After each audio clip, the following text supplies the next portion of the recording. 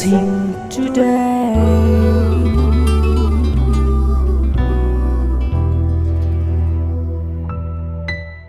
Welcome to blessing today. ഇന്നത്തെ blessing today നിങ്ങളുടെ ജീവിതത്തിൽ ഒരു വലിയ അനുഗ്രഹമായി മാറട്ടെ. നമുക്ക് ചേർന്ന് ഇന്നത്തെ ഈ ബ്ലെസ്സിങ് ടുഡേയുടെ സ്പോൺസർക്ക് വേണ്ടി പ്രാർത്ഥിക്കാം. എല്ലാവരും എന്നോട് ചേർന്ന് പ്രാർത്ഥിക്കണം. സ്ക്രീനിൽ അവരുടെ പ്രാർത്ഥന വിഷയങ്ങൾ കാണുമ്പോൾ അത് നോക്കി പ്രാർത്ഥിക്കുക. കർത്താവേ, ദുബായിൽ നിന്നുള്ള വെൽവിഷർക്കായി പ്രാർത്ഥിക്കുന്നു. മകൾക്ക് എപ്പിലെപ്സിയിൽ നിന്നും പൂർണ്ണമായ ഒരു സൗഖ്യം യേശുവിൻ്റെ നാമത്തിൽ ഉണ്ടാകട്ടെ. കർത്താവെ, വളരെ നല്ല ഒരു കുടുംബജീവിതം ലഭിക്കുവാനും ജോലിയിൽ അനുഗ്രഹിക്കപ്പെടുവാനുമായി പ്രാർത്ഥിക്കുന്നു. അവരുടെ വീടിൻ്റെ പണികൾ പൂർത്തിയാകുവാൻ അങ്ങ് സഹായിക്കണമേ. എന്ന് മാത്രമല്ല, ഫ്ലാറ്റ് വാങ്ങുവാൻ ഒരു ബിൽഡർക്ക് കൊടുത്ത ആ പണം എത്രയും വേഗം തിരികെ ലഭിക്കുവാൻ അങ്ങ് സഹായിക്കണമേ എന്ന് പ്രാർത്ഥിക്കുന്നു. അങ്ങയുടെ നാമത്തിൽ എല്ലാ വിഷയങ്ങളെയും ദൈവസന്നിധിയിൽ സമർപ്പിച്ച് ഞങ്ങളിപ്പോൾ പ്രാർത്ഥിച്ചിരിക്കുന്നു. കർത്താവ് അത്ഭുതം ചെയ്യുമെന്ന് ഞങ്ങൾ വിശ്വസിക്കുന്നു, ചെയ്തുവെന്ന് ഞങ്ങൾ വിശ്വസിക്കുന്നു. യേശുവിൻ്റെ നാമത്തിൽ തന്നെ ആമേൻ. പുതിയ അധ്യയന വർഷം ദൈവത്തിന്റെ അനുഗ്രഹത്തോടെ ആരംഭിക്കുവാൻ ബ്ലെസ്സിംഗ് ടുഡേ ഒരുക്കുന്ന സ്റ്റുഡൻസ് ബ്ലെസ്സിംഗ് പ്രയർ 2015 മെയ് 31 ഞായർ ഉച്ചയ്ക്ക് 12 മണിക്ക് ലോകത്തിന്റെ വിവിധ ഭാഗങ്ങളിലുള്ള ബ്ലെസ്സിംഗ് സെന്ററുകളിൽ ബ്രദർ ഡാമിയൻ തത്സമയ സംപ്രേഷണത്തിലൂടെ വിദ്യാർത്ഥികളെ അനുഗ്രഹിച്ച് പ്രാർത്ഥിക്കുന്നു. കൂടാതെ കൊച്ചിൻ ബ്ലെസ്സിംഗ് സെന്ററിൽ നേരിട്ട് വിദ്യാർത്ഥികളെ അനുഗ്രഹിച്ച് പ്രാർത്ഥിക്കുന്നു. പങ്കെടുത്ത് അനുഗ്രഹം പ്രാപിക്കുക. കൂടുതൽ വിവരങ്ങൾക്ക് 0484 422 111.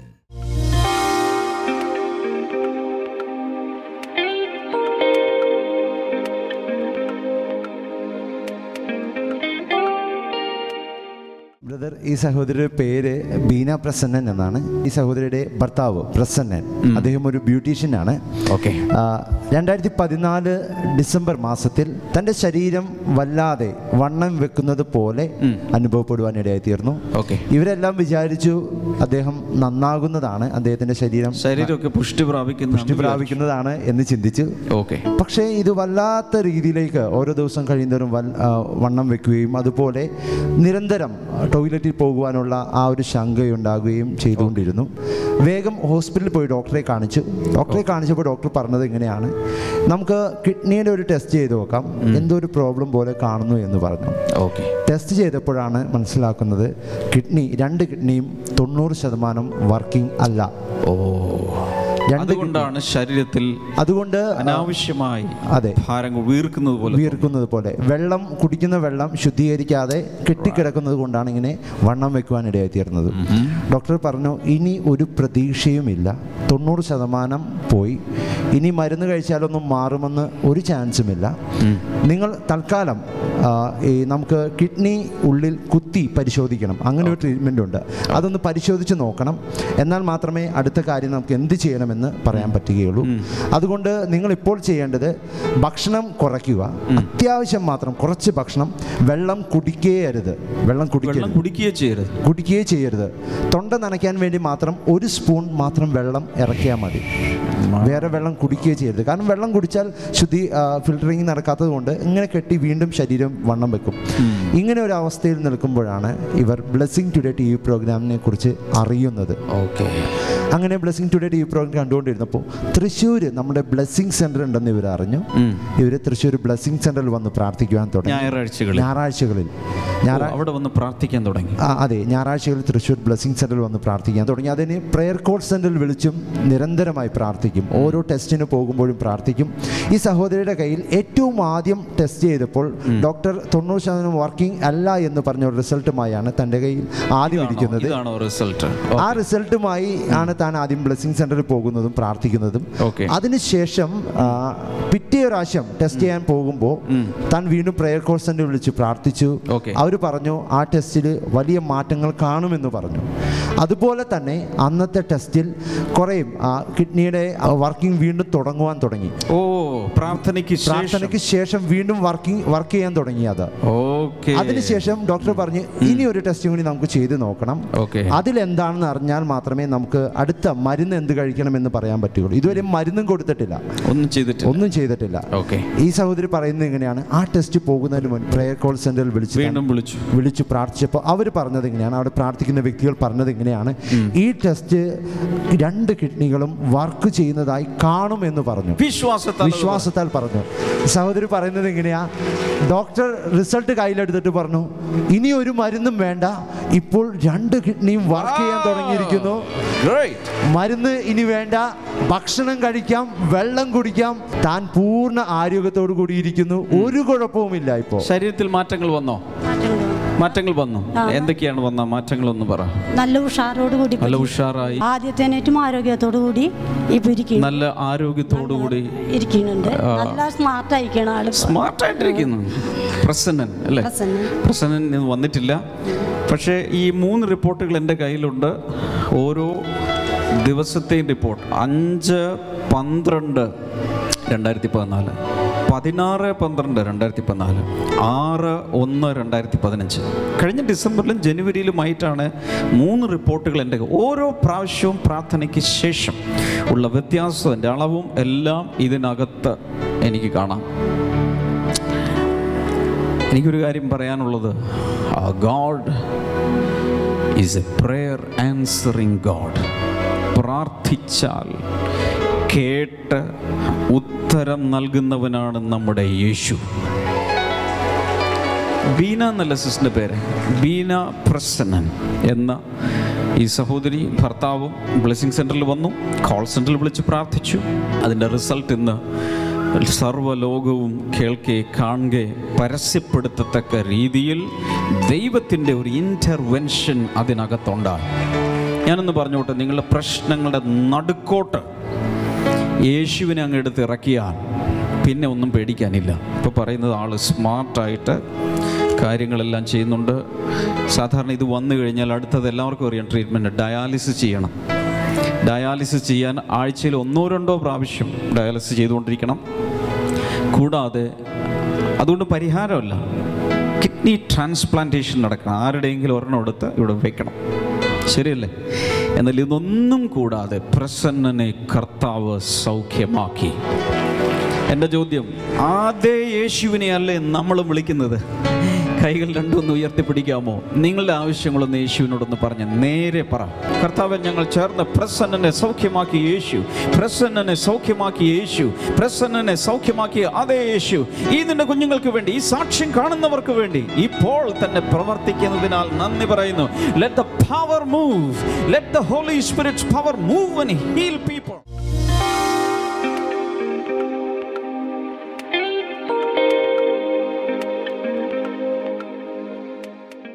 One way he has expressed his love is through giving his own only begotten son.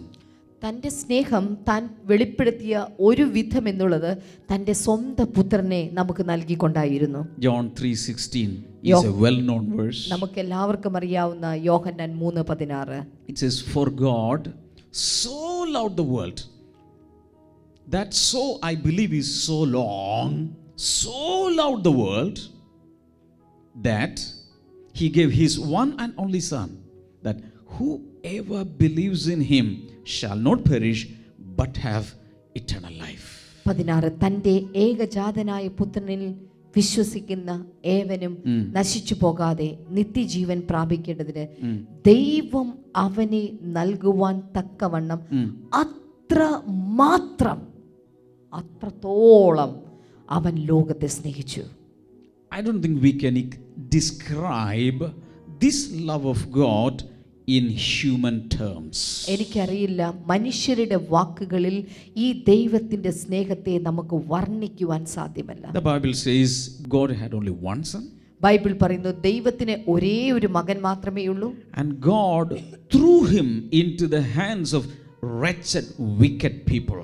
എന്നാൽ ദൈവം ഇപ്പോൾ ദുഷ്ടന്മാരായ മനുഷ്യരുടെ ഇടയിലേക്ക് അവനെ വലിച്ചെറിഞ്ഞിരിക്കുകയാണ്. The Bible says the Heavenly Father did it because He loved us more than He loved His only begotten Son. എന്നാൽ Bible പറയുന്നു അവൻ തൻ്റെ ഏകജാതനായ പുത്രനേക്കാൾ അധികം ഒരു പടി മുന്നിൽ നമ്മെ സ്നേഹിച്ചതുകൊണ്ട് പാപികളുടെ ഇടയിലേക്ക് അവനെ വലിച്ചെറിഞ്ഞു കൊടുത്തു. And He did it to possess us also. എന്തിനു വേണ്ടി? നമ്മെ വീണ്ടെടുക്കുവാൻ വേണ്ടി. He loved us when we were sinners, the Bible says. Bible പറയുന്ന പാപികളായിരുന്നപ്പോൾ തന്നെ അവൻ നമ്മെ സ്നേഹിച്ചു. And He gave us His Son as our Savior. എന്നിട്ട് അവന്റെ പുത്രനെ നമ്മുടെ രക്ഷകനായി അവൻ നൽകി. The gospel in the Bible is the message of the fathers giving His only one Son to the hands of the sinners. തന്റെ ഏകജാതനായ പുത്രനെ പാപികൾക്ക് വേണ്ടി ദുർമാർഗികളുടെ കയ്യിലേക്ക് ഏൽപ്പിച്ചു കൊടുത്ത കഥയാണ് സുവിശേഷം എന്നുള്ളത്. Once there lived a family. ഒരിക്കൽ ഒരു കുടുംബം ജീവിച്ചിരുന്നു. A father and mother and a son. ഒരു പിതാവും ഒരു അമ്മയും അതുപോലെ ഒരു മകനും. The father of the family was a soldier. ആ കുടുംബത്തിലെ പിതാവ് ഒരു പടയാളിയായിരുന്നു. And when the war was going on, he was in the war field. അദ്ദേഹം യുദ്ധം നടക്കുന്ന സമയത്ത് അദ്ദേഹം യുദ്ധഭൂമിയിലായിരുന്നു. And the father went to the battlefield. The son was very, very small. പിതാവ് ഈ യുദ്ധസ്ഥലത്തായിരുന്ന സമയത്ത് മകൻ വളരെ ചെറിയൊരു കുഞ്ഞായിരുന്നു. For many years, because of the war was going on, the father could not come back to his house. ഈ യുദ്ധം നടക്കുന്ന സമയത്ത് പിതാവിന് ഒരിക്കലും തന്റെ വീട്ടിനകത്തേക്ക് വരുവാനായിട്ട് സാധിച്ചില്ല. So what the mother did was every day she would show him the photograph of his daddy. എന്നാൽ അമ്മ എന്താ ചെയ്തത്? ഇത്രയും വർഷങ്ങളായിട്ട് കാണാത്ത അപ്പനെ കുറിച്ച് അപ്പന്റെ ഒരു ഫോട്ടോ എടുത്ത് മകൻ എപ്പോഴും കാണിച്ചു കൊടുക്കുമായിരുന്നു. Every day the son watched on the photograph. എല്ലാ ദിവസവും മകൻ അപ്പന്റെ പടം കണ്ടുകൊണ്ടിരിക്കും. And one day the son said, ഒരു ദിവസം മകൻ ചോദിച്ചു, "Oh, if only my dad came down from this photograph." ഓ, എൻ്റെ അപ്പൻ ഈ ഫോട്ടോയിൽ നിന്നൊന്ന് ഇറങ്ങി വന്നിരുന്നെങ്കിൽ. Every day he used to say that one day my dad will come out of this photograph. He was a little boy. അവനൊരു കൊച്ചു പയ്യനായതുകൊണ്ട് അവൻ പറയും, ഒരു ദിവസം എൻ്റെ അപ്പൻ ഈ ഫോട്ടോയിൽ നിന്ന് ഇറങ്ങി ജീവനോടെ വരും. And one day his daddy did come. ഒരു ദിവസം അവന്റെ ഡാഡി വന്നു. And he was so happy. അവന് വളരെ സന്തോഷമായി. In the same way God did come into this world. അതുപോലെ തന്നെ ദൈവം ഈ ഭൂമിയിലേക്ക് ഇറങ്ങി വന്നു. And that is Jesus. അത് അവിടെ യേശുവാണ് വന്നത്. And that was because God the Father lavished his love on us. അങ്ങനെയാണ് ദൈവം തമ്പുരാൻ തന്റെ സ്നേഹം ധാരാളിത്തത്തോടെ നമുക്ക് നൽകിയത്. Now let us read Romans chapter 8 and verse number 32.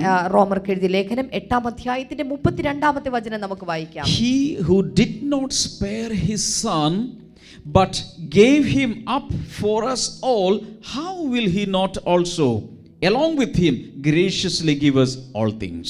സ്വന്തം പുത്രനെ ഒഴിവാക്കാതെ നമുക്കെല്ലാവർക്കും വേണ്ടി ഏൽപ്പിച്ചു തന്നവൻ പുത്രനോടൊപ്പം സകലവും കൃപയാൽ നമുക്ക് നൽകാതിരിക്കുമോ? That is a question to all of us. ഇത് നമ്മോട് എല്ലാവരോടുമുള്ള ഒരു ചോദ്യമാണ്. Number one, God is lavishing his love upon us.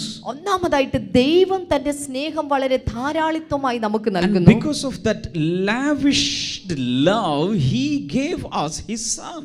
തന്റെ ആ ധാരാളിത്വ സ്നേഹത്തോടെ അവൻ തന്റെ മകനെ കൂടെ നമുക്ക് നൽകിയിരിക്കുകയാണ്. Now he asks us a question. ഇപ്പോൾ ദൈവം നമ്മോട് ഒരു ചോദ്യം What ചോദിക്കുകയാണ്. is the question? എന്താണ് ആ ചോദ്യം? If the Father gave you his only one son, will he not give you everything else that you need in this life when you exist here? അവിടെ ചോദിക്കുന്നു, സ്വന്തം പുത്രനായ യേശുവിനെ നൽകുവാൻ ദൈവം സ്വർഗത്തിലെ പിതാവിന് സാധിച്ചെങ്കിൽ അവനോടൊപ്പം ഈ ഭൂമിയിൽ നിങ്ങൾക്ക് വേണ്ട സകല നന്മയും അവൻ നൽകാതിരിക്കുമോ? Of course we receive a lot of blessings in our lives. തീർച്ചയായിട്ടും നമ്മുടെ ജീവിതത്തിൽ ഒത്തിരി അനുഗ്രഹങ്ങൾ നാം പ്രാപിച്ചിട്ടുണ്ട്. But number one gift that God gave us is his son. എന്നാൽ ഒന്നാമതായിട്ട് ദൈവം നമുക്ക് നൽകിയിട്ടിരിക്കുന്ന സമ്മാനം എന്നുള്ളത് തന്റെ പുത്രനാണ്. So if the Father was willing to give His own Son, will He not give us everything else that we need in this life? Bible ചോദിക്കുന്നു, ദൈവം സ്വന്തം പുത്രനെ നമുക്ക് വേണ്ടി നൽകിയെങ്കിൽ അതോടൊപ്പം ഈ ഭൂമിയിൽ വേണ്ട നന്മകളും അവൻ നൽകാതിരിക്കുമോ? I'm going to give you two more verses. ഞാൻ രണ്ട് വചനങ്ങൾ കൂടെ നൽകുവാൻ ഞാൻ One is ആഗ്രഹിക്കുന്നു. 2 Peter chapter 1. ഒന്നാമത്തെ 2 പത്രോസിന്റെ ലേഖനം 1-ാം And അധ്യായത്തിലാണ്. verse number 3. എന്നിട്ട് അതിന്റെ 3-ാമത്തെ വചനം. His divine power has given us everything we need for life and godliness through our knowledge of Him who called us by His own glory and goodness. തന്റെ മഹത്വത്താലും ശ്രേഷ്ഠതയാലും നമ്മെ വിളിച്ചവനെ കുറിച്ചുള്ള പരിജ്ഞാനത്തിലൂടെ അവിടുത്തെ ദിവ്യശക്തി നമ്മുടെ ജീവിതത്തിനും ഭക്തിക്കും വേണ്ടതെല്ലാം നമുക്ക് നൽകിയിരിക്കുന്നു. So this verse is speaking about two kinds of provisions. അവിടെ രണ്ട് തരത്തിലുള്ള ദൈവത്തിന്റെ കരുതലുകളെ കുറിച്ച് ഈ വചനം പറയുന്നു. One is everything He will provide that is needed for this life, that means physical life. അവിടെ എഴുതിയിരിക്കുന്ന ഒന്നാമതായിട്ട് നമ്മുടെ ജീവിതത്തിന്, ഈ ജീവിതത്തിന് വേണ്ടതെല്ലാം അവൻ കരുതിയിരിക്കുന്നു. Secondly, He will give us what is needed for the godliness.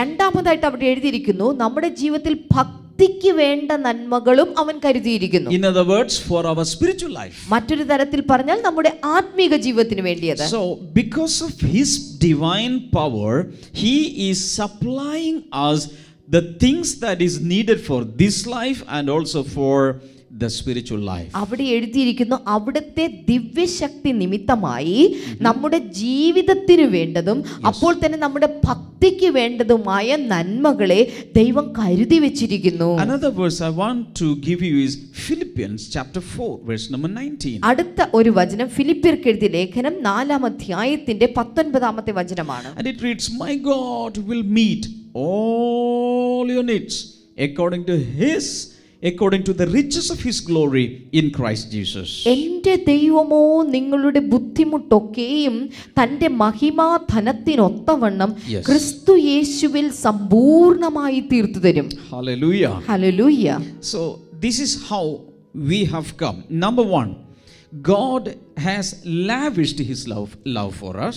നമ്മൾ ഇവിടെ എത്തിച്ചേർന്നിരിക്കുന്ന ഇവിടെയാണ്. ഒന്നാമതായിട്ട് ദൈവം തന്റെ സ്നേഹം ധാരാളമായി നൽകിയിരിക്കുന്നു. Out of His love He gave us His Son as the Savior. അവന്റെ സ്നേഹത്തിന് നിദാനമായിട്ട് തന്റെ സ്വന്തം മകനെ തന്നെ അവൻ നമുക്ക് വേണ്ടി നൽകിയിരിക്കുന്നു. Along with Jesus, He has supplied, He is willing to supply everything that we need to live in the body. മൂന്നാമതായിട്ട് നാം കാണേണ്ടത് യേശു ക്രിസ്തുവിനോടൊപ്പം നമുക്ക് ജീവിക്കാൻ വേണ്ട ജീവിതത്തിന് വേണ്ട കാര്യങ്ങൾ കൂടെ ദൈവം നൽകിയിരിക്കുന്നു. In our day-to-day existence, what all things we need, the Father is willing to give. നമ്മുടെ ദൈനംദിന ജീവിതത്തിൽ എന്തെല്ലാം കാര്യങ്ങളാണോ നമുക്ക് വേണ്ടത് അതെല്ലാം പിതാവാം ദൈവം നൽകിയിരിക്കുന്നു. Hallelujah. Hallelujah. As we grow in this knowledge, ഈ ഒരു അറിവിൽ, ഈ പരിജ്ഞാനത്തിൽ നാം വളർന്നു വരുമ്പോൾ the divine power will be working more in us.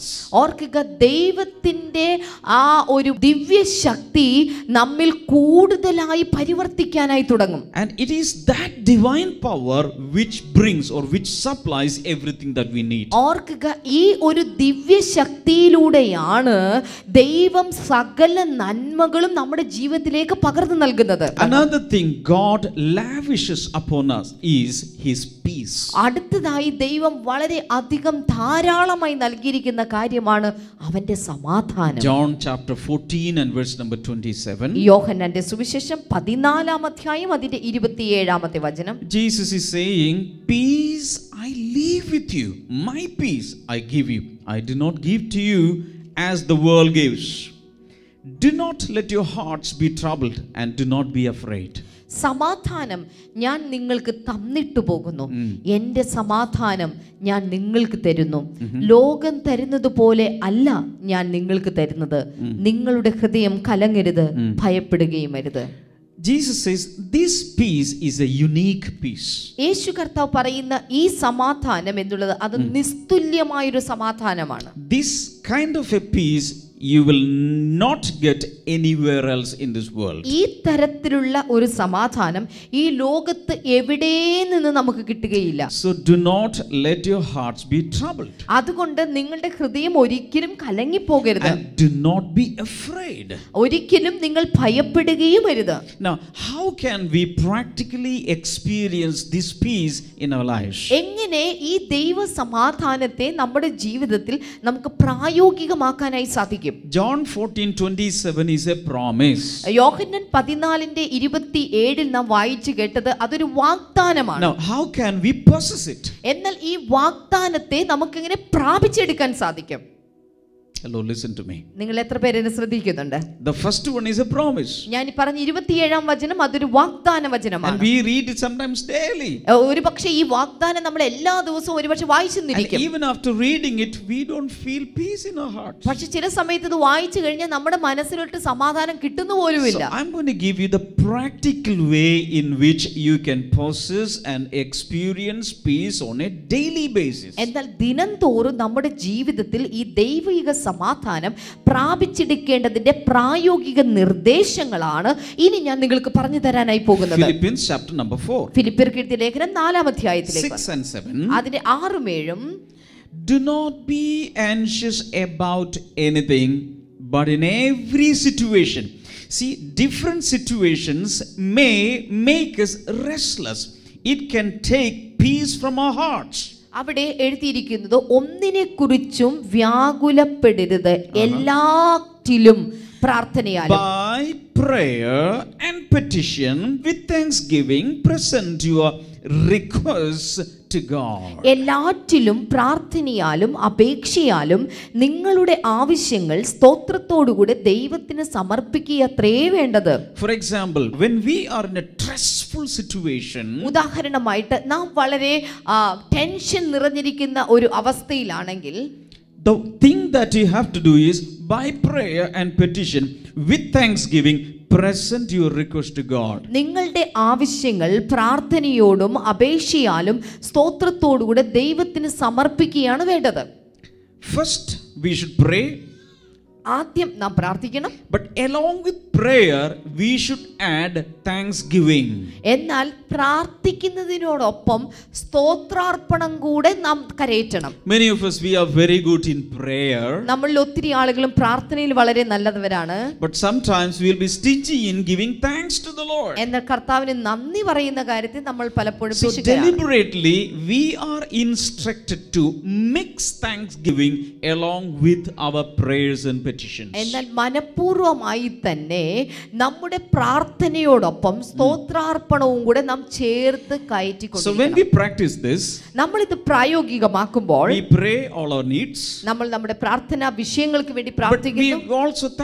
we also make thanksgiving. അപ്പോൾ ആ കൂട്ടത്തിൽ നമ്മൾ നന്ദി കരയറ്റുകയും ചെയ്യുന്നു. So when we do thanksgiving, നമ്മൾ ഇതുപോലെ നന്ദി കരയറ്റുമ്പോൾ we will remember how the Lord blessed us in the previous years. എങ്ങനെ കഴിഞ്ഞ നാളുകളിൽ വർഷങ്ങളിൽ ദൈവം നമ്മെ അനുഗ്രഹിച്ചു എന്ന് നാം ഓർക്കുകയാണ് നന്ദി കരയറ്റുമ്പോൾ ചെയ്യുന്നത്. And that will build our faith. അത് നമ്മുടെ വിശ്വാസത്തെ വർദ്ധിപ്പിക്കാനായി തുടങ്ങും.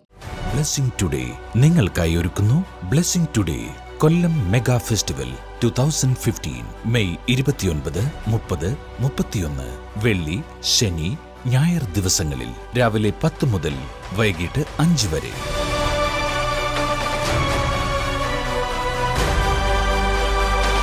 അനുദിന ജീവിതത്തിൽ ആവശ്യമായ പ്രായോഗിക വചന സന്ദേശങ്ങൾ ബ്രദർ ഡാമിയൻ, സിസ്റ്റർ ക്ഷമ ഡാമിയൻ, ബ്രദർ നെഹമിയ ഡാമിയൻ തുടങ്ങിയവർ ശുശ്രൂഷിക്കുന്നു.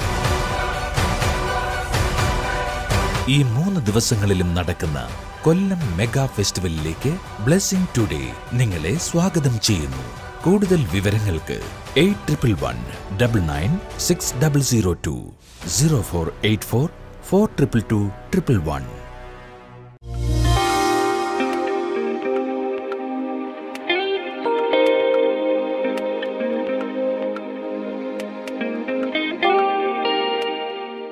എല്ലാവർക്കും ചേർന്ന് ഈ സമയത്ത് പ്രാർത്ഥിക്കാം. കർത്താവിൻ്റെ അടുക്കൽ ആര് വന്നാലും വെറും കൈയോടെ അവൻ മടക്കി വിടുകയില്ല. കർത്താവ് നമുക്ക് വേണ്ടി പ്രവർത്തിക്കും. കർത്താവ് ഈ സമയത്ത് അങ്ങയുടെ കൈനീട്ടി ഓരോ രോഗിയെയും അങ്ങ് സ്പർശിക്കണമേ എന്ന് പ്രാർത്ഥിക്കുന്നു. പൂർണ്ണ വിടുതൽ ഓരോരുത്തർക്ക് നൽകണമേ. ആമാശയത്തിനകത്തുള്ള ചില പ്രയാസങ്ങൾ യേശുവിൻ്റെ നാമത്തിൽ സൗഖ്യമാകട്ടെ. അതുപോലെ തലച്ചോറിനോടനുബന്ധിച്ചുള്ള ചില രോഗങ്ങൾ സൗഖ്യമാകട്ടെ. ഇൻ ജീസസ് നെയിം പൂർണ്ണ വിടുതൽ അവിടെ ഉണ്ടാകട്ടെ. ഹാർട്ടിനോടനുബന്ധിച്ചുള്ള രോഗങ്ങൾ പൂർണ്ണമായ ഒരു സൗഖ്യം ഹാർട്ടിന് ഉണ്ടാകട്ടെ. In Jesus name. അതുപോലെ ക്യാൻസർ ബാധിച്ച, ഏത് ക്യാൻസർ ആയാലും ബാധിച്ച വ്യക്തികൾ ഇപ്പോൾ ഒരുപക്ഷെ ട്രീറ്റ്മെൻറ്റിലായിരിക്കാം, ട്രീറ്റ്മെൻറ്റ് കഴിഞ്ഞിരിക്കാം. എന്നാൽ പരിപൂർണമായൊരു ദൈവിക സൗഖ്യം ആ ശരീരങ്ങളിൽ ഇപ്പോൾ ഉണ്ടാകട്ടെ. മാനസികമായി തകർന്നിരിക്കുന്ന ചിലർ ഈ ബ്ലെസ്സിങ് ടുഡേ കാണുന്നുണ്ട്. ബൈബിൾ പറയുന്നു, മനസ്സ് തകർന്നവരെ അവൻ രക്ഷിക്കുന്നു, ഹൃദയം നുറുങ്ങിയവർക്ക് ദൈവം സമീപസ്ഥനാണ്. ഏറ്റവും കൂടുതൽ ദൈവം കൂടെ ഇരിക്കുന്ന സമയമാണ്. കർത്താവെ, അങ്ങനെയുള്ളവരെ ആ മുറിവുകൾ കെട്ടി ഇമോഷണലി മെൻ്റലി അവരെ ഹീൽ ചെയ്യണമേ. വലിയൊരു സമാധാനവും ഉള്ളുറപ്പും അവർക്ക് കൊടുക്കണമേ എന്ന് ഞാൻ അങ്ങയോട് പ്രാർത്ഥിക്കുന്നു.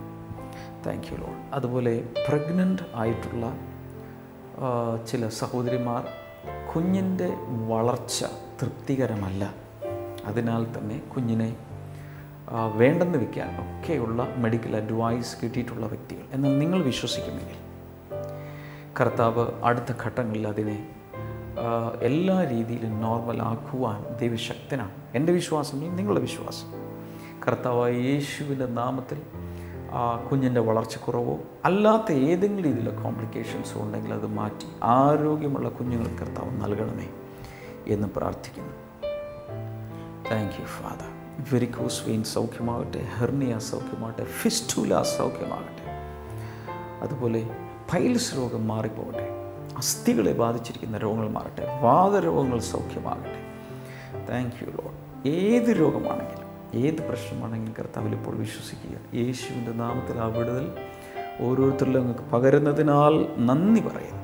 Thank you father. ഞങ്ങളുടെ പ്രാർത്ഥന കേട്ടതിനാൽ നന്ദി. യേശുവിൻ്റെ നാമത്തിൽ തന്നെ ആമേൻ. ഇന്നത്തെ പ്രോഗ്രാം കണ്ടതിന് എല്ലാവർക്കും നന്ദി പറയുന്നു. ബ്ലെസ്സിങ് ടുഡേയിൽ നിന്നുള്ള അനുഗ്രഹിക്കപ്പെട്ട പുസ്തകങ്ങളും CD-കളും ആവശ്യമുള്ളവർക്ക് സ്ക്രീനിലെ നമ്പറിൽ ഓഫീസ് ടൈമിൽ വിളിക്കാം, അല്ലെങ്കിൽ ഓൺലൈനായി ഇത് കരസ്ഥമാക്കാം. അതിൻ്റെ ഡീറ്റെയിൽസ് എല്ലാം വെബ്സൈറ്റിൽ കൊടുത്തിട്ടുണ്ട്. കർത്താവ് ഒത്തിരി നിങ്ങളെ അനുഗ്രഹിക്കട്ടെ. നാളെ നമുക്ക് വീണ്ടും കാണാം. ബ്ലെസ്സിങ് ടുഡേയെക്കുറിച്ച് ഇതുവരെ കേട്ടിട്ടില്ലാത്ത ചിലരോട് ഇതിനെക്കുറിച്ച് പറയുക. God bless you all. See you tomorrow. By.